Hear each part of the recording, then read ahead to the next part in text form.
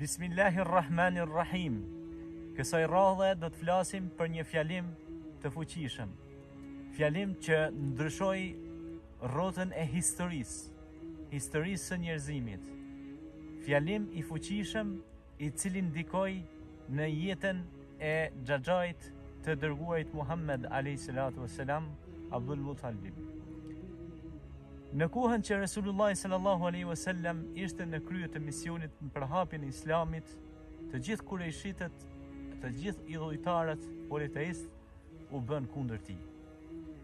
Dhe vendosen që ta mbysin pra dhe ta likvidojnë.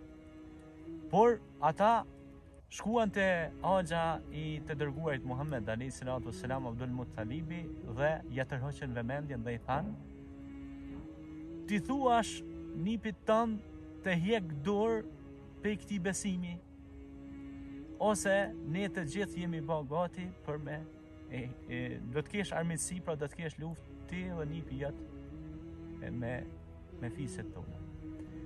Dhe Abdul Muttalibi i mori ato fjalë dhe u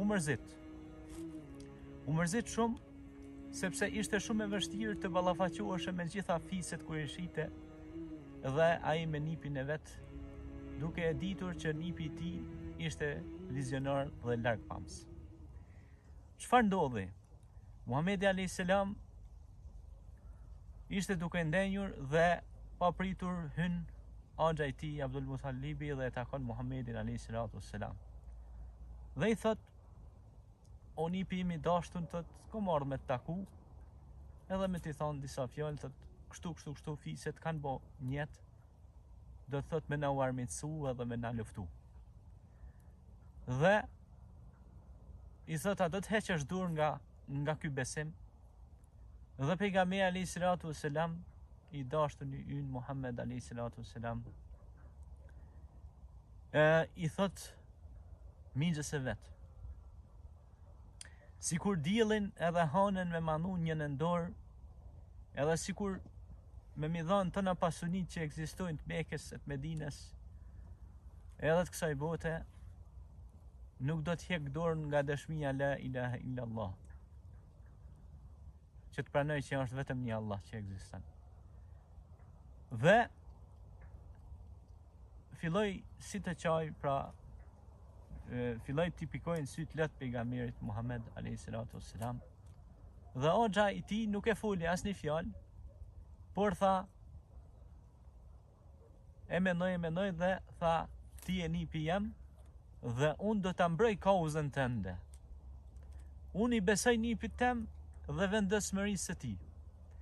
Prandaj, vëllezër, fjalimi i të dërguarit Muhammed a.s. e bëri Abdul Muttalibin që të reflektoj se nipi i tij ka kërkon diçka që është e drejtë, dhe është e drejtë e tij. Po marr parasysh, do të thotë që ai nuk u rreshtu në besim, por e kuptoi se ai ishte në drejtën e tij, dhe fjalimi i tij i madh, që ishte dëshmia se nuk ka zot tjetër të adhuruar veç Allahut, që është një dhe i pashok, e bëri Abdul Muttalibin edhe më të vendosur që mos të, do të thotë, ta përkrahte pra nipin e vet, sepse ata ishin burra dhe ishin trima të cilët ishin të vendosur në kauzat e tyre.